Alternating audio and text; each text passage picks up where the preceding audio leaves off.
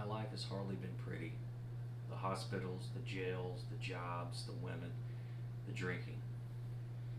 Some of my critics claim that I have deliberately inflicted myself with pain. I wish that some of my critics had been along with me for the journey.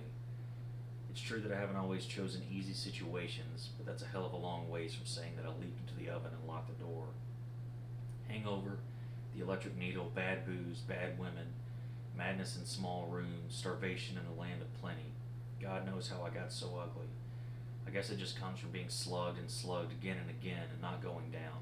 Still trying to think, to feel, still trying to put the butterfly back together again. It's written a map on my face that nobody would ever want to hang on their wall. Sometimes I'll see myself somewhere, suddenly, say in a large mirror in a supermarket. Eyes like little mean bugs, face scarred, twisted, yes. I look insane, demented, what a mess. Spilled vomit of skin. Yet when I see the handsome men, I think, my God, I'm glad I'm not them. Not the camera. Yeah. Hang on. So introduce yourself, but don't do it like you're at a job interview. Like if you were. I was gonna say my name. Okay. Oh, and if I ask a question, answer it by repeating it. So like if I say, "What's your favorite color?" or "What's your favorite color?" Say, "My favorite color is this." Yeah. Okay. So your name, where you're from, whatever, all that good shit. Like. You ready? Yep. Oh, okay. Sorry. Dimitri. I'm Greek, born and raised in Arlington, and no, my name is Dimitri. No, that's fine. Just go with it. I'm 100% Greek, born and raised in Arlington. Are you like first generation in? Yeah. Okay, so like what part of Greece? Athens. Athens? Yep. I don't know what else to ask about that. Fuck. I speak fluent. I can speak it fluently. English was my second language. So you lived here your entire life?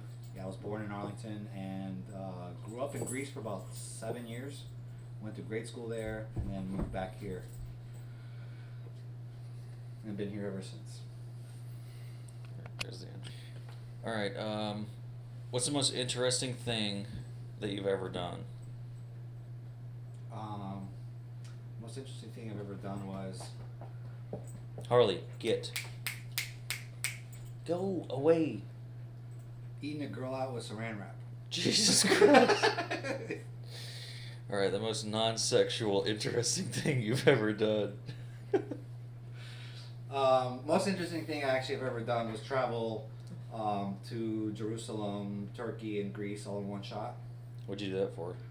Just a vacation. Started off in Istanbul, in Turkey, and then took a cruise to Athens, like in all the different islands in Athens.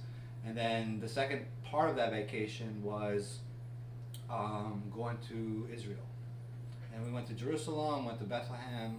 Were you like visiting the Holy Land? Yeah. Really? Yeah. You pretty religious? My ex-wife was. So. Oh, okay. So it was part of that whole thing. Yeah, but also like me being Greek Orthodox, we have a big presence in the motherland, right? Mhm. So, in Bethlehem they have, the kind of like the different kind of religions. They have Christianity, they have Catholic, Orthodox, and then there was one Armenian area from natives from Armenia, whatever. You're still pretty religious beyond that? Yeah, just once in a while, not too much though. Like Catholicism or what? Greek Orthodox. I'm just trying to get as much as possible. But I do believe in more science than actual religion. So. What do you mean by that? What I mean is that there's a lot more facts in science that's been proven than religion has. Mm-hmm.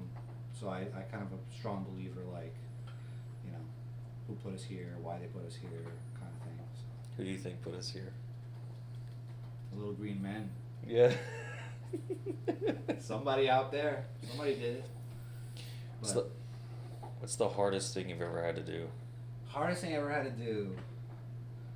Wait, hang on. Okay, hardest thing. Hardest thing I've ever had to do was not go to college and build myself up from the ground up with nothing.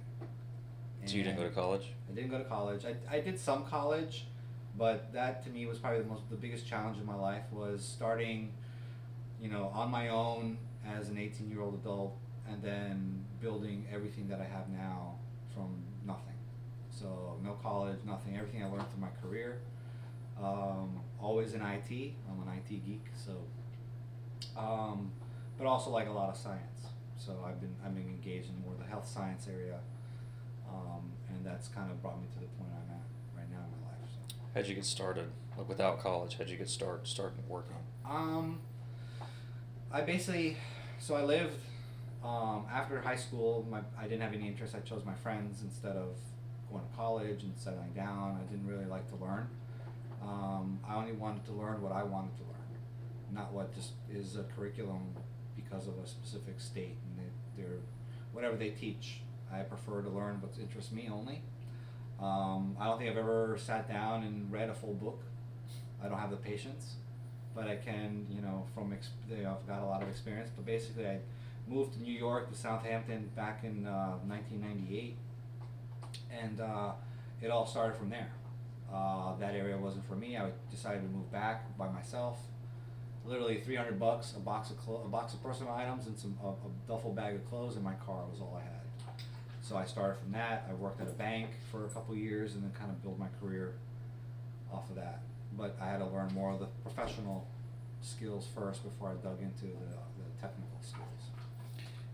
Since from New York, you said it wasn't your place. Why did you decide? Did you move from New York to here?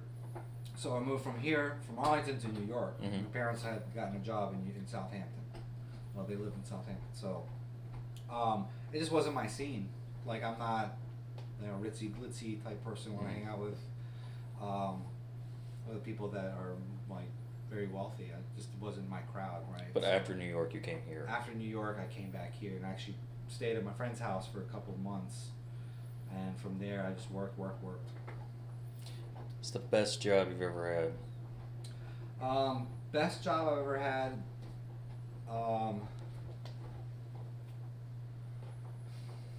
Best job I've ever had is probably, the job I've been at is basically my second biggest job. I've been there for 16 years as a federal employee. I could definitely say that's probably the best job because that's the job that really replaced my college, my lack of college, and that's what really I kind of value in that. So I still don't value in that. Mm-hmm. So that, working as a federal employee in IT is definitely something, one of my best jobs has been. It's definitely not McDonald's. Because I worked at There you McDonald's. go. Just go with it. Your aspiration. So my aspiration is, I am kind of almost done. I've reached to a point in my career where I can actually finally feel like I can let go and survive on my own because I have that entrepreneur spirit, and I've been told that by many people on the director level of my job, and even my boss. Everyone tells me you have, what it takes. Actually, after high school, and that's how I really started. Is I used to have a auto detailing business, and also a IT company. So I used to go around and fiddle with computers. So really, that's how I started in IT. I'd fiddle with things, take things apart, try to put them back together, see how they function, mechanic-wise. But basically, it's that's something I would really like to have is another company to build like my own enterprise, which is a kind of like the model I've been doing at my work. Is I've built everything from scratch from year one till now, all by myself. And along the process, like hire more people and kind of grow. So we're a group of about 80 to 90 people now, and it all started with just one person, which was myself. When'd you start with the one that you're at now? 2004. Jesus, so what? Almost 16 years. 16 years? 15 and a half, yeah. Yep. How close are you to being where you want to be, like with your? About a year out. Yeah. Yeah. What's your plans after that? Build multiple companies. That's my goal. And detailing is one of my specialties too. So auto detailing was something I should have, back in the day, I mean, I'm not that old, but back when I was like out of high school, back in 1998, detailing was my passion. I loved cleaning cars. I'd clean them and practice on my parents' cars, and they'd slip me some money or whatever. And then that's really why I sparked an idea saying, let me detail cars. So I used to work at the bank. I used to have a lot of customers come in, so I established a customer base on cleaning cars, and it was good money, right? So, and now you have all the touchless car washes where people barely do anything; they just let the machines do it. But I think a lot of the society likes more like of a personal approach. They miss that personal feel, like personal touch from a person, from a human being, to work on something for them and to help them out with a service, whatever it is. But yeah, I think that's really where I'm trying to go to, and then just kind of retire in about 10 years. If you could do a job for free, what would it be? Escort. I'm kidding. I'm kidding. No, a job for free? Or maybe not even free, just like if you only made enough money to be like, I got a house, I got food. And you survive, that's it. Just enough to survive, right? What would you do for free? I'd actually probably, what I would do for free, I'd probably work for some sort of like kids organization or some kind of organization that helps like children who are like ill or sick, or have some sort of like rare disease to help like fund research,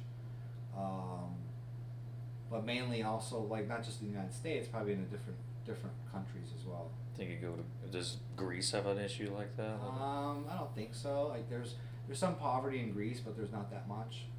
But I'd probably target a lot of like South American countries, Central American countries, and maybe some parts of like North Africa. If you got to a point where you could do that, would you do it? Like say like, okay, your business is booming. Yeah. Like open up your own thing. Yep.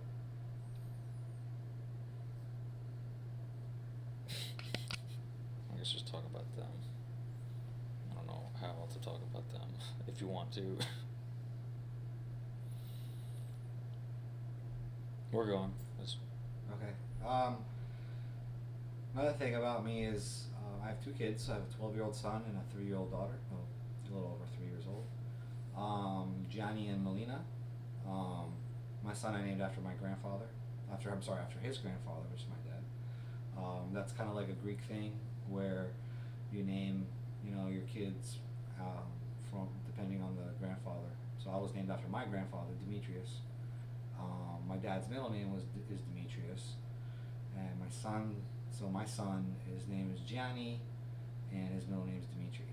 So, and then Melina, she's 3 years old. I just picked her name out myself, but they're great kids.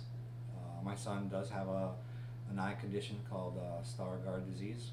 It's a very rare disease in the eye where basically it's a very interesting disease actually. So like when you have a focal point when you're reading a book, your eyes know how to focus right in the center.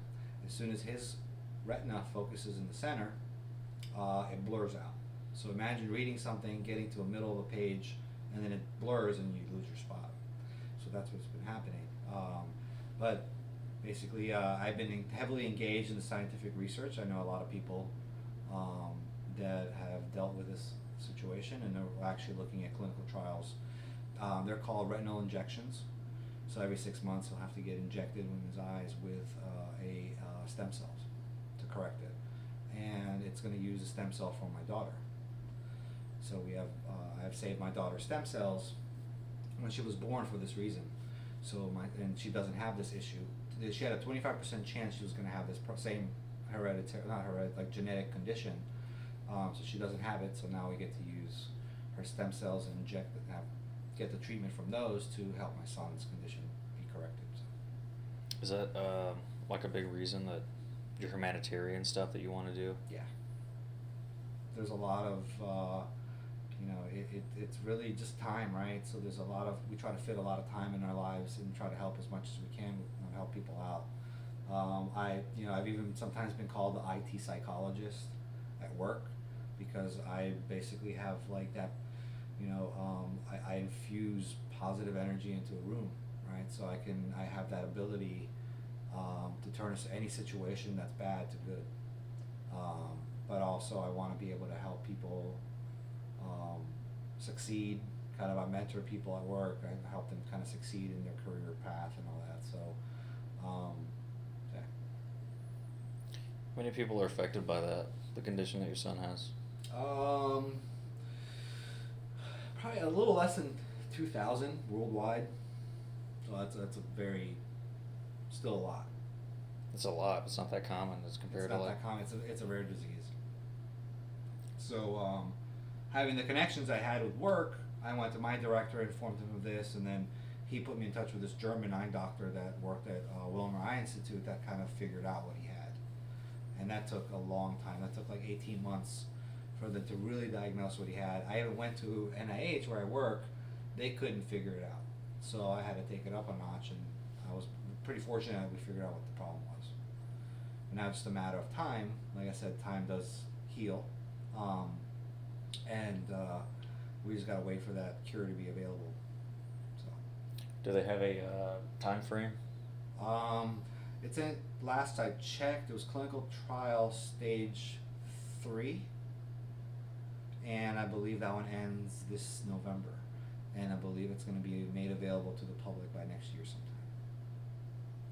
But basically, my son won't be able, if this, as fast as our technology evolves, if this wasn't available, he wouldn't be able to drive when he hit 16 or 17 years old, because he'd be considered legally blind. And how old is he? 12. So if it is, Yeah. if it's good, like if it works, he'll be able to drive by that time. Every 6 months will be the injection therapy. Does that affect his daily life? I mean, obviously school. It does, but the schools in Loudoun County are awesome because they've actually been able to accommodate his condition, his eye condition, and he's still is an A/B student. So it does affect his daily life. Like it hangs over his conscience, especially now going into the teenage years. It's that self-esteem kind of mentality he's starting to have. So like he doesn't want to use the tools and the things they give him at school. He kind of is ashamed, right? So now as he's growing up, he's realizing like he's doesn't want to be made fun of, kind of. Mm-hmm. So you work in like the medical realm. Yep. Did that happen after you found out about your son's eyes, or did it just kind of work out that way? It just worked out that way. My son. So I started way before my son was born. 3 years before my son was born. He didn't get diagnosed till he was about 6.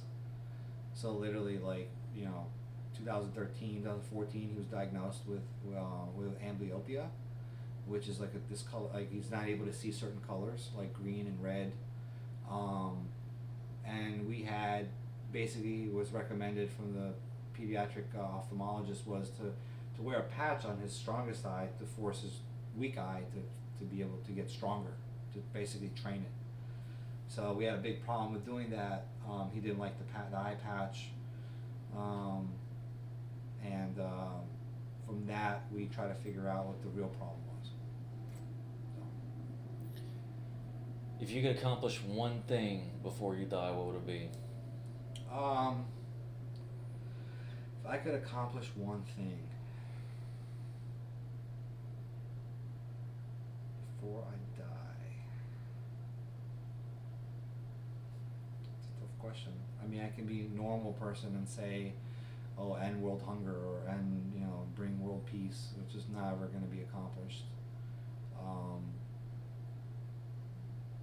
If I had, so do you mean if I had like all the power in the world? You could literally do it. Yep. It's just gonna happen. I'd overthrow our government. I'm kidding. Get some new guns in there. Yeah.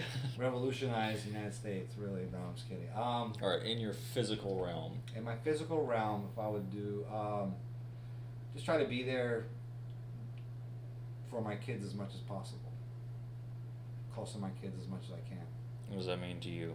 To me, I mean that's a lot because they're the ones who's going to continue my life, right? I mean, like, what does that mean to you? Saying like, I want to be there for them. What does that mean? Be there for them. Just spend more time with them. Kind of teach them things that, what I would really like was like if I owned like an enterprise or owned something like my legacy, and which is what I'm working on and what I'm trying to accomplish, is I would pass that legacy on to my kids, so they could take it and remember me by it. Okay. Say that for the rest of your life you have to work until you're like fucking 60, right? Like you're not gonna retire. But the only reason you're doing that, I don't know, this isn't gonna be easy to answer. The only reason you're doing that is because they're gonna take your money and it's gonna be the cure for your son. Would you do that? Yes. Yeah? Yep. Alright, that's not gonna work in the interview question, I just wanted to know that. I mean, yeah, it would. Easily. Money can't buy humans, or human conditions. They can fund research, but then again, like, who deems all, like, rare diseases, like, who prioritizes it? How it gets funded in research, right? So, like, and usually it's a hit or miss. To develop one drug takes 14 to 15 years and can cost billions of dollars, right? And what my work does is actually, we use a lot of artificial intelligence and a lot of robotics to make it happen a lot faster. So basically, we want to bring, from a non-profit perspective, funded by grants only. There's no value to the government other than achieving that goal. And to me, that goal is you don't need to throw billions of dollars to cure a human being. That's not right. You should do it as you're meant to do it, which is at no cost. And by showing how pure people really are and how much they care about other people. And that's how I've seen it. Big pharma companies are bullshit. I think they shouldn't even exist. All that funding and research should go to the federal government.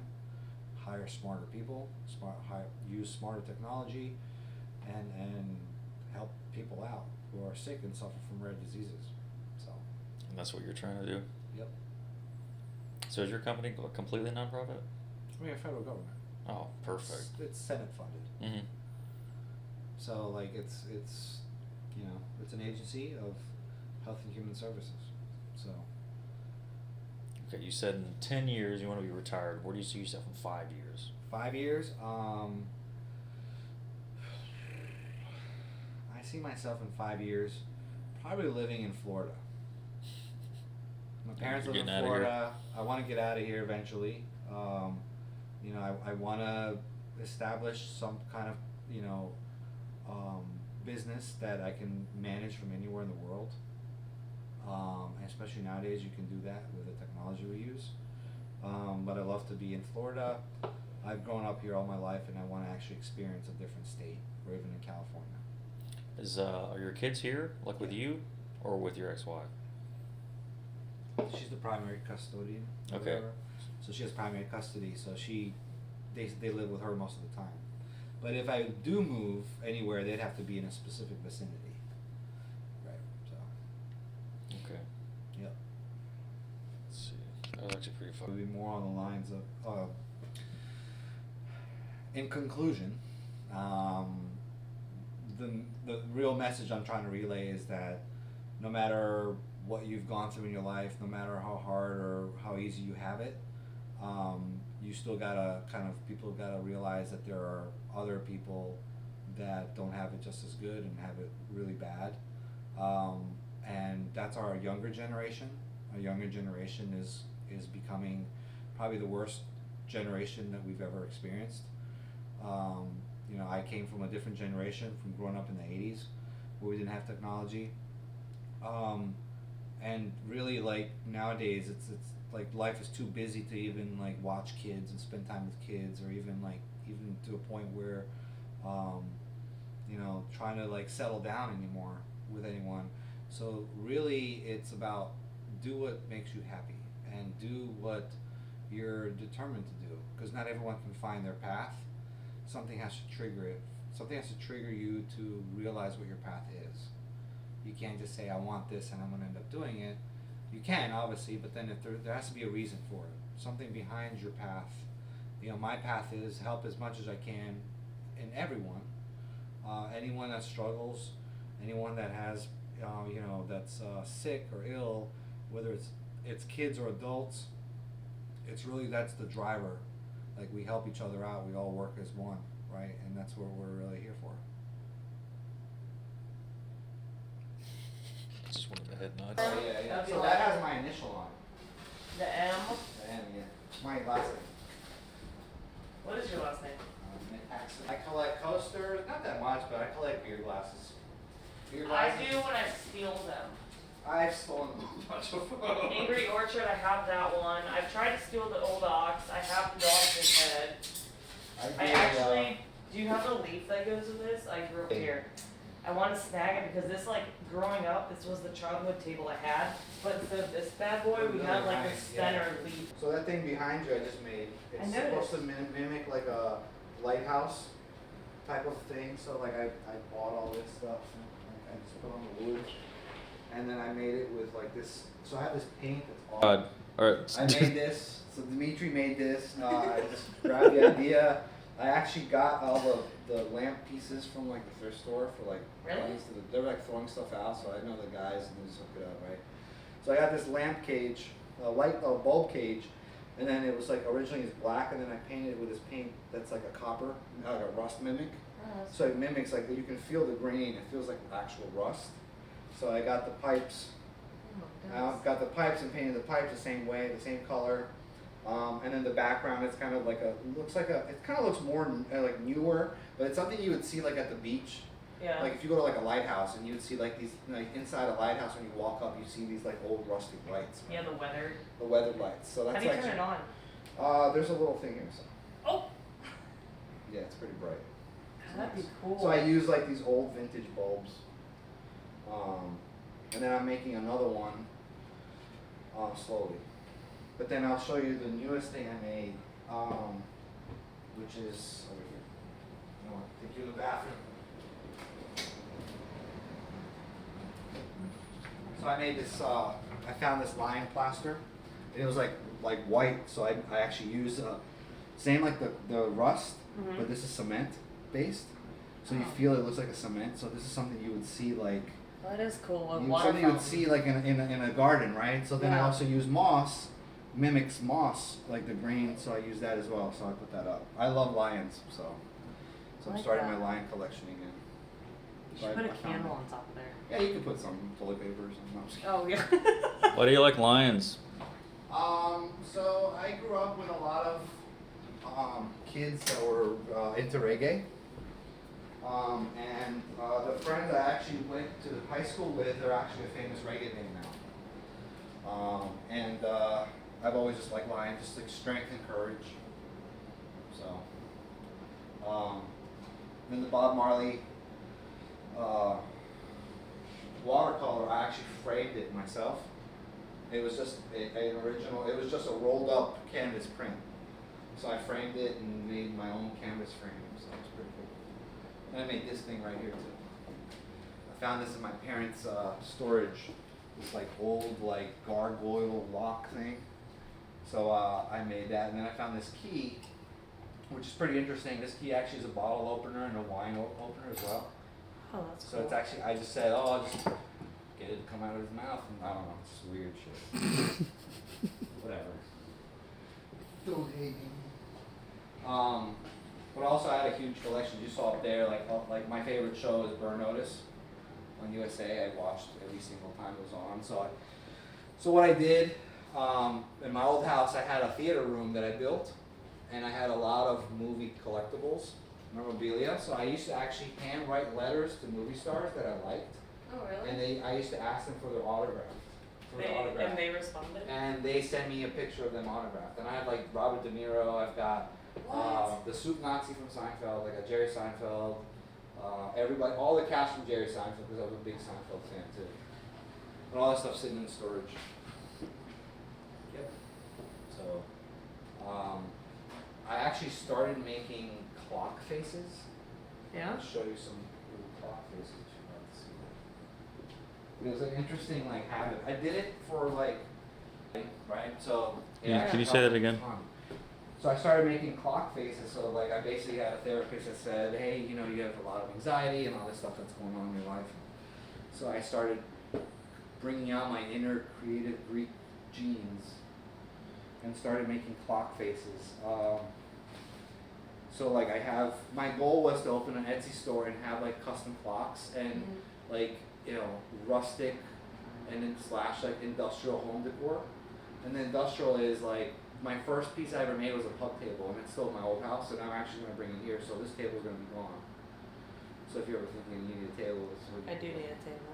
So I built the pub table using industrial pipes and like posts from like fence posts. And then I got the top piece. So it's a nice pub table. So it looks really cool. So like here's an interesting clock face, Thanos. Oh, the fist. Yeah, the Thanos thing. I call it the fister. So every theme I did, I'm a big Marvel fan too. So like my son gave me some ideas. Like I did the Iron Man like kind of thing he wears on his chest or whatever, the arc reactor. Hey, real quick trivia night question: what was the Tesseract? What stone did the Tesseract protect? The Tesseract was the blue stone. Yeah, what is it though? Because we missed that question. Oh shit. Wait. You're cheating. I can't remember real quick. Hold on a second. I don't even remember the answer. Do you remember? No. It was my son would actually know it. He knows all that shit. So it was a blue stone, and that's space. That's it. That was the answer. So I made this one because obviously my son gave me all these ideas. He loves like Marvel movies and fantasy movies. So like this one is basically Thanos in the middle. I used like a sticker, and then I did like this like stencil design, and for each circle I made it actual infinity stone, and then it has here like the reality stone is like 11 o'clock, and 1 o'clock is mind, space, time, power, and soul. Right. So I wanted to create like a catalog of all these clocks, throw them on Etsy, but also have people say, hey, I have a theme I want. Like my executive coach from work, her theme is a compass. So I already started making her a compass clock. Right? Oh yeah. So everyone has a theme, and then I have like my lion clock, my reggae Rasta lion clock. And you like reggae, right? Yeah. I mean, old school and new school, right? So more modern reggae. So yeah, that's about it. I mean, I'm trying to do more things now as I reinvent my tool collection. Somebody in my past took all my tools, so I don't have the workspace anymore. We'll get you new ones. Yeah, I got Who was my that somebody? My ex. Hmm. Yep. Everything that was in that house is basically, everything you see in here was not mine. I got everything from scratch. So I was actually sleeping on the floor when I moved in here, sleeping on a blow mattress, and that was it. So it was fun. You know, the way I looked at it, I did it once, I'll do it again. You build something from scratch, and all you need is your brain and your willpower to do it. So, my next project is, I got a What is bunch this of project? stuff. Yeah, that one was a little, I think I was really stoned when I made that. I actually like Greek doorways. Door? So like if you look at like Greek doorways like on like Google, they got some really cool looking doorways. Oh, I've never been to like Greece. I found that little door at the thrift store. It was like a little craft. And I was like, oh, that's pretty cool. I can do something with it. So then I was gonna be able like you can open it up. There's like a middle finger in the middle or something weird. I'm just kidding. Is there? No, there Oh, you should do that. That would be pretty fun. So I just It has the mossy around it. Yeah, I Actually, the try to moss like around it. experiment with like I used to draw a lot when I was younger, and then I helped my daughter do that one. It's cute. Yeah. But How like, old I are your never- kids? 12 and 3. My daughter's 3, as you can see. It's pretty good. Yeah. A 3-year-old. He likes not art. He likes more. He loves like anything to do with like space, anything to do with like marine life, and like he's very passionate. I don't know, that's cool. It's kind of like when I like lurk in the kitchen. I like stand up and lurk, and Do you? I like standing up in the kitchen, like Do you? social time in the kitchen. In the kitchen. I like that. That's where the beer is. Yeah. Touched for a while, but I do a lot of soldering, a lot of just different weird stuff. So I did a lot of that. I never in my life soldered before, and I'm like, fuck. So I started buying like LEDs and trying to do stuff and trying to learn how to like trial and error. And that's what I'm doing with the art. I'm doing trial and error with the art, so that's the only way I can really learn how to do something. The more persistent you are, if you want to learn something, the better. The more you do it, the better. What's your favorite style of art? I don't know. I never really Do thought. you like of that. modern? Do you No, like I don't really like the modern art. I like the old school Renaissance? Renaissance, like maybe French American, Yeah. that kind of art. Who's your favorite artist? I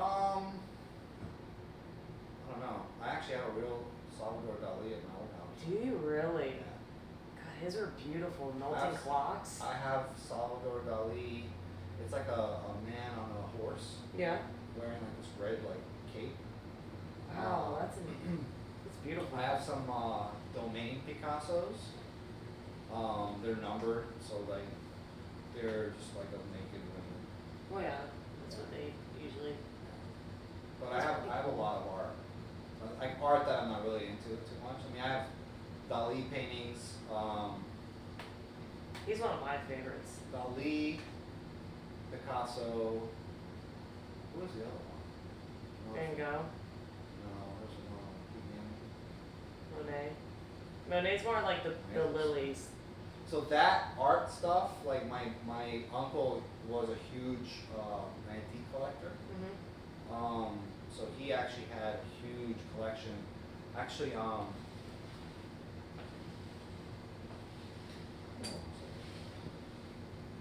Mark has his own catalog.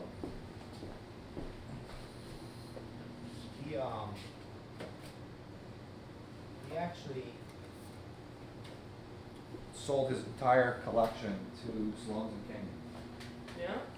Yeah, and it's to benefit like he used to own his own pharmacy and all that stuff. So he had a lot of art pieces, like original stuff from like I don't know. It's from all over. Yeah, he had some real Fabergé stuff too. Oh, the He has Andy cigarette- Warhol. He has, yeah, The he had soup a can? real Warhol, the soup can. That was a real one. He had an authentic Fabergé cigarette case that was worth like $200,000. Even the Andy Warhol. When did you find out you were gonna be a dad? 2006. So that was for your son? That was my son. October. Then it happened again 9 years later. In October. Really? Both October? Both October. They were born. They were 1 week apart. 9 years and 1 week apart. Jeez. And it's like my sister and I. Like I have an older sister. She's 9 years older than I am. Mm-hmm. So yeah. She was born in June. I was in February. I was actually supposed to be born on Valentine's Day. It was pretty funny. And my name was not going to be Dimitri. It was going to be Valentino. Your name was gonna be Valentino? That's what my parents had planned. Ah, that'd have been so nice. Yeah. No. Isn't Valentino like a famous like clothes designer or some shit? I don't know. Probably sounds like it. It's really weird. I like it. That's funny. Yeah. So that's pretty funny. How'd you feel when you found out you were gonna be a dad? The first Okay. and how'd you feel when you found out you were gonna be a dad the first and second time? I mean, the first time I was young, man. I was like 20. I don't remember. 28, 27. So I was happy. It was good. I was a little nervous, of course, but I mean, you have every right to be, especially when you're a parent for the first time, right? So There's second time nothing was you like, can prepare for. what's that? There's nothing you can prepare for. You can't. You There's just gotta no take book. it as it comes to you. Like, there's some people that probably overdo it, that that's prepared too much. Yes. You just gotta be cool about it. Just be naturally, go in and take care of it. You know, the kids adopt your ways, but discrepancies I had was, my ex was just culturally completely the opposite than I was because I was Americanized, and you have different beliefs, like from being Greek and Orthodox, and she had the opposite. How is hers opposite? Well, she's basically the man works, the woman doesn't. Oh. Period. What's her culture? Ecuadorian. Mm. So, but also that's what also weird too. Like when when you establish a long distance relationship that only lasts 2 years, and then you go and you only see each other for a handful of times, you're really not asking for something that will last a lifetime. Because that's really a risk, right? Because Yeah. you don't get to know the person as well as you think. Then when they like show up on your doorstep after you get married and they move in with you, and you're like, hello. Now what? How you doing? Welcome. You know. There's no book to that. I feel like either. a au pair or whatever. Yep. The nanny. Yeah. And what about the daughter? She was second. Yeah, Melina is, I'm actually happy I had a daughter too. Yeah. I just wish I had them closer together. You Because and my your sister son, are 9 years he- apart. Yeah, but it was different growing up, especially in a Greek family. And back in the 80s too, we weren't as like, kind of like entitled as a lot of the kids are now, right? Yeah. There's a lot of entitlement, a lot of the kids that are like the Generation X, whatever they're called. I don't even know what this generation. Well, yeah, I didn't have much growing up. I didn't have a cell phone or an iPad and all this stuff. You know what I mean? So, but you know, it was pretty good. But this is the problem I have is obviously, you know, having an older brother teaches. It's like a more rapid learning curve for the younger sibling because they're learning from them and they see them every day, right? So like they're learning their habits. So my son's close to a teenager, so he's learning. Yeah. She's learning his habits at 3 years old. You know what I True. mean? So she's ruthless. She is. She's a very ruthless little girl. I mean, she's got a big. I mean, she'll mouth. probably be extremely intelligent then, Right. which could benefit. Yeah. Oh yeah. And I think all the kids nowadays are going to be the smartest generation we're going to have. 'Cause Yeah. It's just, You think? yeah. Really? It's going to continue getting more intelligent, right? I mean, I You got a hope. 3-year-old that, or like 3-year-old that knows how to use a phone, a cell phone, knows how to dial a number. Like she knows how to use an iPad, knows how to like do so much different stuff. At And 3 years, I was learning how to tie my shoes. At 3 years old, I Like, was I like. think I knew doing how to ride a nothing. bike. What's that? I think I knew how to ride a bike, but at 3, yeah. Shit. All I remember is like I lived outside in the 80s. That's all I did. I never was inside. I used to get locked out of my house because my parents just called me in for dinner, and I used to just always want to stay outside and play with my micro machines. Your what machines? Micro machines. What were those? You guys are too young for that. Tiny little cars. Oh, yeah, I played with those. I still have mine. I had Hot Wheels growing up, Hot Wheels, yeah. so like the macro version. I have all my toy collection. Transformers, my G.I. Joe. Like a safe full of like collectibles, like all the stuff he's collected. So I'm just like. What does he like to collect? It's weird stuff. Like he likes I used to collect actual currency Yeah, from like different countries. from different countries, and then when I used to work at a bank a long time ago, so I used to kind of collect like the old $100 bills and I did that when I worked old as 50s, old 20s. I have them somewhere, but the oldest currency you could find. I used to do that. Where they yeah, have I the used to currency. look through like pennies. Yep. And the look for, like, oldest one you could buy, and you're just like, yep. Do you know if you find a penny, Uh huh.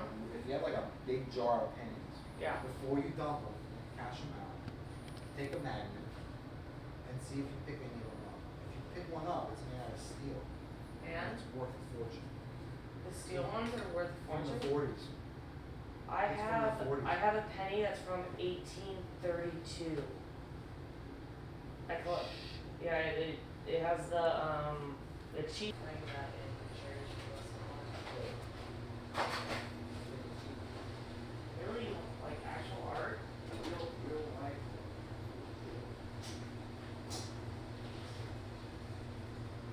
Fucking wanted them. I'm like, fuck that. Dude, have you seen the art of my house? This is the shit that I have. Yeah, well, you're interested. All yours. Definitely. And then I've got a lot of one back here. Oh my god, you live with a big ass. Why have we not floated with that at the pool? Oh yeah, My fat ass thighs would like, I get almost, stuck. I almost went like, I actually almost got stuck in it. So I have like, I have this. This is actually a nice piece. I found it. I actually-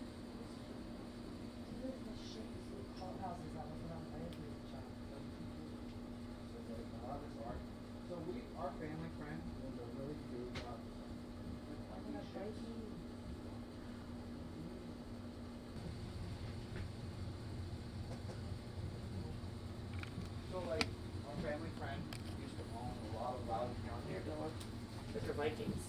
So this guy used to own a lot of Loudoun County, and he used to own like Really? all the houses. Like, you know where Belmont Country Club got built? Yeah. Like, he used to own Belmont Country Club land. So Really? as a, like hurdling, That's fun. and it's a horse theme. Like it's a equestrian. So you have these from like your family and. My dad had these in the storage, and I grabbed as much as I could fit in my car. He goes, take these, I want them. I'm like, well, yeah, I mean, shit, what are you gonna do with them? So I had that, and then like I don't really have too much space in the apartment to put my own. So like a lot of these accents, I want to just do it myself. So I have acrylic, I have oil paint. I'm an artist too. I do painting. Here's my oh my art shit. I started from nothing. I just built all this That's pretty shit. much it. Like, I do like wood carving. oh, I have those. There was a class I wanted to take for wood color. Like if you ever need supplies, even if you want to cut bottles, I have a bottle cutter. Do you? Because I want to start doing that. Yeah, I did. Because I have beer bottles and I want to start cutting and Interesting. making it into candles. Yeah, that's what I was gonna. That's the way they are. So you just sand that down. That's you can do it without a bottle cutter that way. Yeah. He really messed that one up. I really. This one was thick, but look how thick it was. So it didn't do it right. I was sitting there with like a hammer, like I was like, fuck, I fucked that fucker up. But this was. Yeah, you can like saw that down and make a candle, a cup, Yeah. or anything. I'm just trying to figure out how to make like. I mean, you can make like lamps out of these, right, or whatever. Well, You yeah. can make a lot of shit. If you drill, so if you take and you sand that down, you hole, and then you can do it upside down and put the candle up in there. Oh yeah. And then that could be your candle for. Yeah. Well, I have all the tools, so. That'd be cool. I've got some really cool Dremels too. My tiny like torture Dremel. Torture drill. Yeah, my little Dremel is like the best thing you can have in the house. Nobody messes with it. So I got two Dremels. You got the big one, which I couldn't. So this is for bigger projects, and this is for more fine Obviously. projects. Like this thing, you can like really fuck something up with this. This thing's pretty cool. So this one is like. Love that there's a light on it. I know, right? So I like Comes in invested in handy. this, and I was like, oh, $70, why not? So. Why do you got this keyboard, this piano key for So music? While I was trying to learn how to do music, when I was like bored. So I like when I got this actually, you can do like there's only certain programs like FL Studio, can auto detect all the keys and map them for you. So I had another one I bought, and it was harder because you had to go through and manually program what like instrument you want each key to play. This one does it automatically. I just haven't had the time to do that. So, it's all good. Film my ass. So yeah. So you're teaching your kids at like a young age to love art. Yeah, my daughter is, when she sees, the only way they'll do it is just seeing the parent do it. Well, yeah, that's You how can't it is. say, Like "Sit down random and start like. drawing. You know, she won't. As soon as she saw me doing stenciling, she wanted to do it. I mean, and I can't like harp on like her not doing a good job. She's only 3. I can't be like, what the fuck, you made a mess. Like literally after the pool on Sunday, we came back. I give her a bath, and then she came and we started like while we were waiting for some food to get ready. I started doing some stenciling. And then I wanted to do the butterfly for her, right? So I kind of like held her hand and tried to do it. That's that one over there. Yeah, and I came out pretty good. But then another one she did, she had like paint all over the place, and then I found her like paint spots on the fucking couch and like all over. I mean, you can't expect anything less, right? Yeah, that's nothing for a 3-year-old. She's just very protective of all the little toys. Like there were so many kids on Sunday at the pool. It was ridiculous. Really? There was a lot of people. I've never seen that many people there. So You describe the moment you saw your child the first time. the moment, I mean, I didn't cry. I was like more happy. I got to cut the umbilical cord on both my kids. With your teeth? No. They gave me some weird, like, doctor, like, surgeon scissors. I cut the umbilical cord, and then they had to take the umbilical cord. They came in with this like weird like styrofoam box because we wanted to keep the stem cells. So So I kept the stem cells. My daughter's stem cells is somewhere in some cryogenic bank in California. It costs like $1,200 to keep the. It's like $1,200 a year. What are you gonna do with that? So so my son has an eye condition. Mm-hmm. So what I use is we're using my daughter's stem cells to treat his eye condition. Because she doesn't have that. She had a 25% chance to have the same genetic disorder. And it's basically like, it has to do with the eye, with the retina. Like the photoreceptor cells in my son's, one of his eyes are shot. And that's a genetic, it's called, it's like the ABCA4 gene. It's a hereditary. But it didn't happen, it came more from from his mom's side than mine when we did our genetic tests. So a German doctor I met, and also another Turkish guy that I work with, he runs a stem cell group. So he said the best thing you can do to help your son is if you have another child, keep her stem cells and use that to treat your son's condition.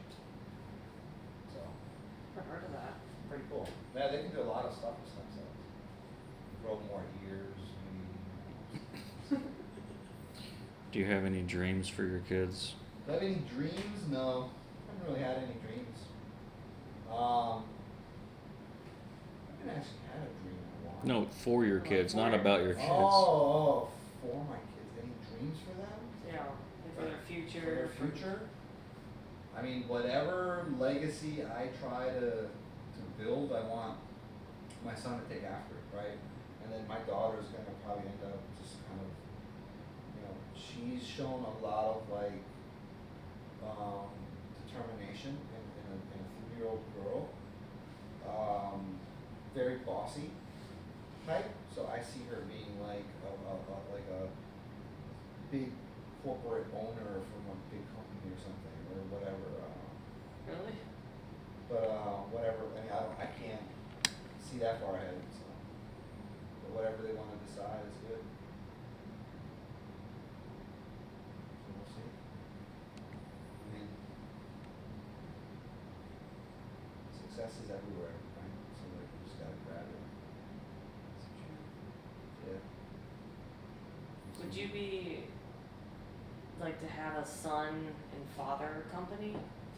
Like if you guys opened up something together, would that be something you'd like?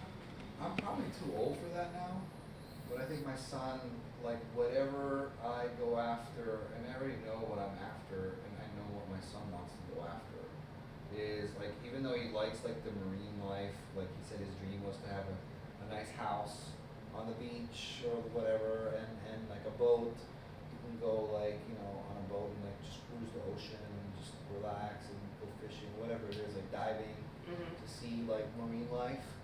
But his passion is more science. So like marine biology is what one he likes. He likes that, but then he's still kind of teeter-totting between like space science and like, he's really into like artificial intelligence. Okay, he's also 12. Yeah. And I think like I told him, the way you want, if you're passionate about something, that's what you gotta follow. Yeah, definitely. You can't deviate from it. So like we've done, like I had my son, and growing up, he's a black belt. Obviously, and he's almost a lethal weapon. Really? Yeah. Does he like that? He liked it, but he stopped. But one of his best friends is a 3rd-degree black belt, and he's like a deadly. Yeah. And he's only 13. I was like, damn. That kid can kick my ass, yeah. So I told him, all these years I put him in like robotics classes, Lego classes, everything that deals with science, the whole STEM thing, right? Yeah. The science, technology, education, math, or whatever it is. But I think the artificial intelligence is what I want to teach him, because it's stuff that we do at work. Yeah, that's something So- you guys can bond on. Yeah. Because he likes that as Even well. even we have technology at work called Magic Leap. I don't know if you've heard of like augmented reality, Mm-hmm. where like I can put the Magic Leap on it's a headset with goggles, and if I want to be able to watch TV, I can. Well, I don't need a TV. All I do is put my glasses on, and I can make a TV any size I want. So that's with my like hands. the movie Her. You ever seen that? I think I've heard of that. And That's you can what play that was. games too. So like if I want to play like Minecraft, I can be able to project it and see it on here on my table and play the game. That's So wild. it's augmented, right? So it augments your actual reality with virtual reality. It's pretty cool. We That's use that at crazy. work, yeah. So we have like a spare headset. I told my boss, I was like, hey, can I borrow one? Yeah, can I stick this home? Well, we have like interns who are like developing this shit. It's like genius kids. I mean, it's ridiculous. College interns that are like working on programming this stuff. So we're doing a lot of like, you know, one example is we used the Microsoft. Can't remember the name. Microsoft came out with the same technology, but they didn't really go too far. Google tried the Google glasses. That didn't work that well. I did not remember that. And then this other guy came up with the Magic Leap, the augmented reality, and that one's hitting really hardcore the industry. So what we do is we had a concept. I have no idea. What's the most important lesson you've ever learned? Most important lesson I've ever learned. Don't bite the hand that feeds you. Serious. I've had a lot of people. I a lot of stuff in my life I learned the hard way, and it was a lot of trial and error. But I just continue. That's why, like, one thing I like about the lions and also my tattoo, the same thing. It's like, regardless, like this is the circle of life, and the dragons signify like strength. Yeah. And no matter what happens in your life, you just continue, just keep going. Don't stop. And whatever, obviously, time heals, and I've learned that from experience.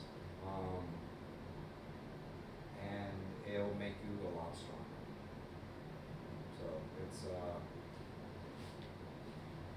not like the end of the world. It's not like the sky's falling when shit happens. You know what I mean? Life's not fair, and nobody should look at it as it's being fair. But if you have that perception, it's actually best to just keep that perception. Don't take things to heart, because life will hurt, regardless of what you try to do. Good or bad, there's still something that's going to hurt. So that's just the way I see it.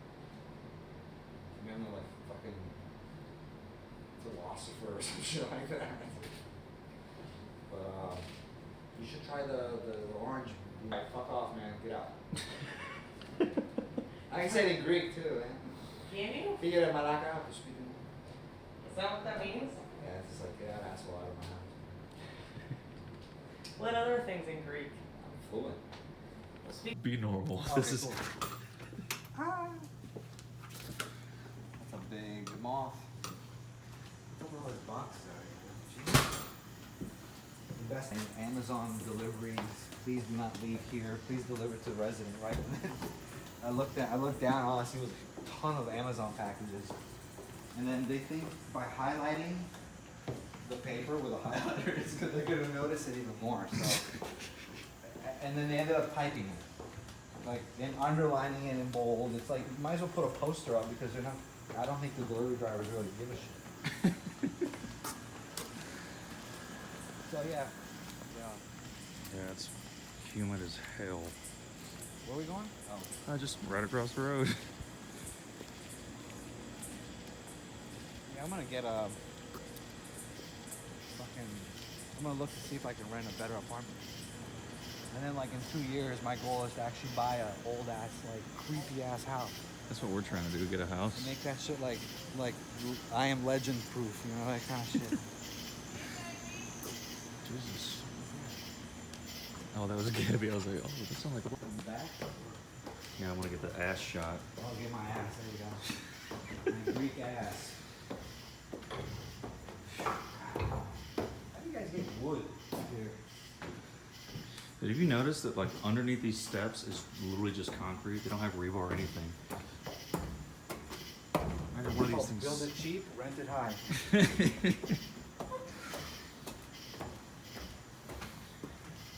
That looks new. Alright, right here. This is the apartment. Just do your thing. Just go in. Fuck 'em, go in.